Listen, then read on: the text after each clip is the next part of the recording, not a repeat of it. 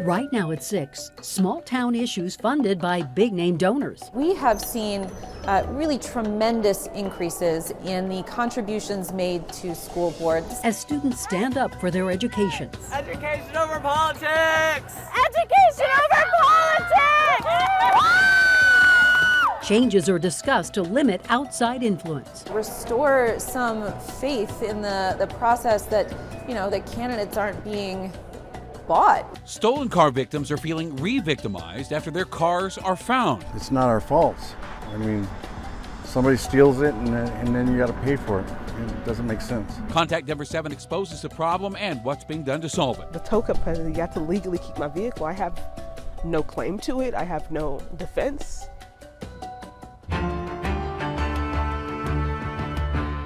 Thank you for joining us tonight at 6 o'clock. I'm Shannon Ogden. I'm Ann Trujillo. Douglas County School District has become a political firestorm, and it has resulted in kids missing out on learning for the second time in less than a week. We have an in-depth 360 look at what led to the district becoming so divisive. And it starts with the conservative-leaning school board disapproving of Superintendent Corey Wise. And then on Friday, the board fired Wise. And today, students all across Dougco walked out of class to protest that decision.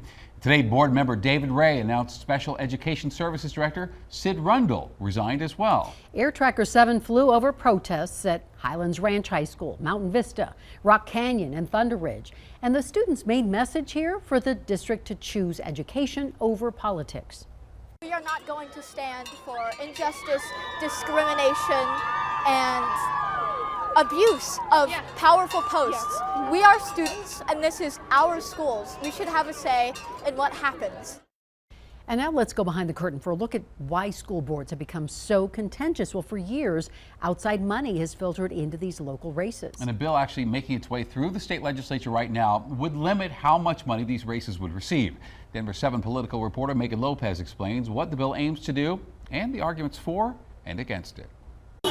It was a protest that prompted a push for a change in the Douglas County School District. A protest over masks and COVID restrictions that drew out new candidates for the school board. A school board race that resulted in major campaign contributions. Each of those candidates raised about $90,000, which is quite a lot. Sandra Fish is a data journalist who runs the website followthemoneyco.com. She says this race in particular stood out for all the money involved in what's supposed to be a nonpartisan, unpaid position. I went back for a few years, I think the last 2 or 3 cycles, and you just didn't see that sort of big individual money. Douglas County isn't alone. All over the state, school board races are becoming more expensive. But unlike other elected positions, there's no rule about campaign contribution limits. That's where State Representative Emily Sirota comes in. Over the last 10 years or so, we have seen really tremendous increases in the contributions made to school boards. She's crafted a bill to add new limits to these races, a cap of $2,500 for individuals and $25,000 for small donor committees. It will eliminate those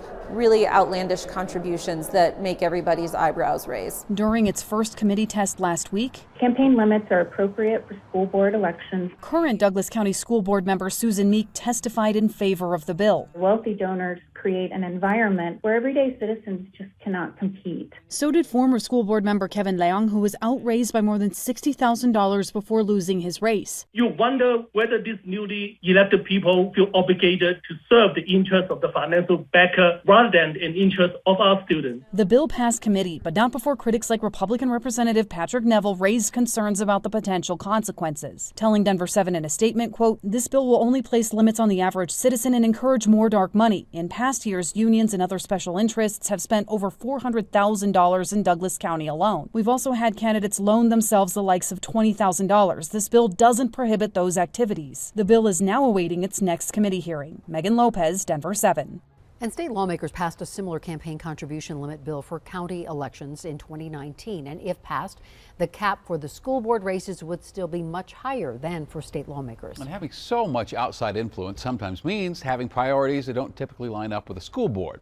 And we chatted with the director of the Brown Center on Education Policy about this trend.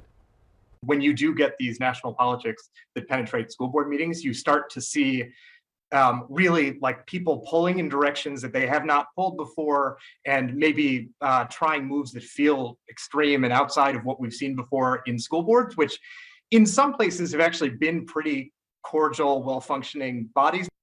And that could also mean potentially not knowing all the rules and laws around the position. A lawsuit's been filed against the school board for violating Colorado's open meeting law. The newly elected members of the Douglas County Board have denied any wrongdoing. Jefferson County's Public Health Department director has resigned from her position. Dr. Dawn Comstock submitted her resignation to the board today. She'd only been in the position for a year. A conservative group pushed for her removal after the department reinstated a mask mandate last fall. The state auditor's office has found evidence of fraud and misuse of public funds within Colorado's judicial branch. 4 former employees have been reported to law enforcement for further investigation. Now, the auditor was looking into reports that Minnie Macias was given $2.5 million contract to prevent her from sharing claims of sexual discrimination against Chief Justice Nancy Rice. Macias is a former Department Chief of Staff. Aurora Mayor Mike Kaufman is not giving up on his proposed homeless camping ban. Right now, he's once again introducing a ban at the city council meeting. Kaufman's previous ban failed to pass city council last summer. Kaufman says the biggest issues with homeless encampments citywide are sanitation, loitering, and an uptick in crime. And he says it's time for the city to act on the issue. But council members, specifically Allison Coombs, is worried about the domino effect. So it's hurting our city in a number of ways. But I think the worst thing you can do to these people is to do nothing and to allow them to, continue on their self-destructive behavior. We know that the cycle that happens for people experiencing homelessness is that they get a trespassing charge, they miss court, they get a warrant, and they end up in jail. So even if Now, Kaufman says his proposal also offers up a resolution directing city staff to come up with designated areas where those experiencing homelessness can go. A final vote will take place next week. Denver's safe outdoor space model has seen success since December 2020, and City Council is meeting tonight to extend the program's contract through the end of this year. The Colorado Village Collaborative, which runs the spaces, projects it would be able to shelter 370 people and put 90 in stable housing over the course of the year. In most cases, if your stolen car is found, that's a good thing.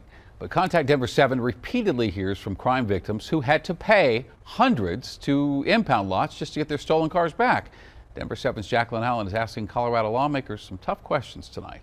My Jeep was parked here. Calling Arapahoe County deputies when someone stole her Jeep. It was my baby. Didn't help Triana Hayes at all. They actually found it 3 days after it was stolen, but they didn't call me. In fact, she believes it hurt her. Like, did you know if someone stole your car that you would have to pay to get it back? By the time she found out her car had been found, the impound fee was almost $900. How did you feel when they said you have to pay to get your stolen car back? He was stolen from me illegally. Now it's being legally stolen from me via the tow truck. Contact Denver 7 keeps hearing from crime victims facing hundreds in impound charges they can't afford.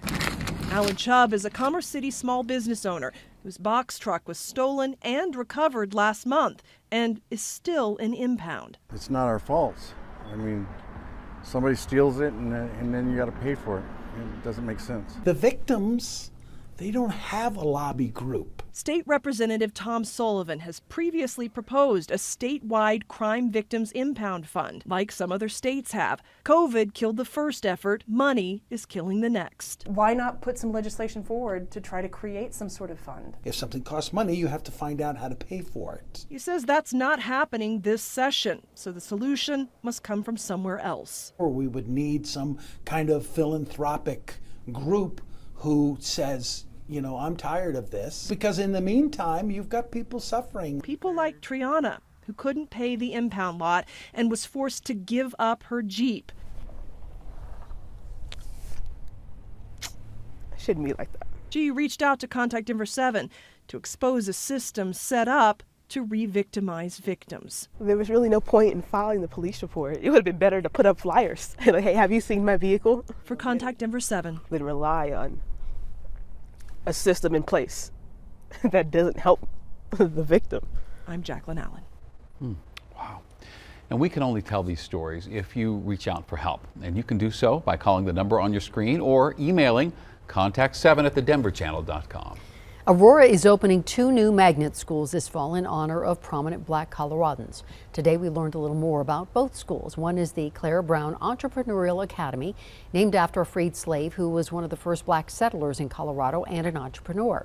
She has a statue at the National Museum of African American History and Culture in Washington, D.C. And the other is the Charles Burrell Visual and Performing Arts Campus, named after the first Black musician to receive a permanent contract with the Denver Symphony. And we spoke with a parent today who signed her child up for the Entrepreneurial Academy. I think for so many years we've had just this standard education, and you go to school and you sit down and you learn from a textbook. I think it's exciting for students, especially as a parent of like a busy child, to be able to have different opportunities in the classroom to see what might fit them best. Both schools will open this fall, and 5 more magnet schools will open in Aurora in the next few years. It's hard to shake a reputation. Pit bulls just don't have that type of reputation that's attached to the pit bull. A local shelter wants to fix that. Anything can happen in an individual dog, but it's not a breed thing. We reached the 50 mark today. Coming up, which days will have 40s, which days will have flakes. Plus, it's a little tough to be a Broncos fan right now, so we are going down memory lane.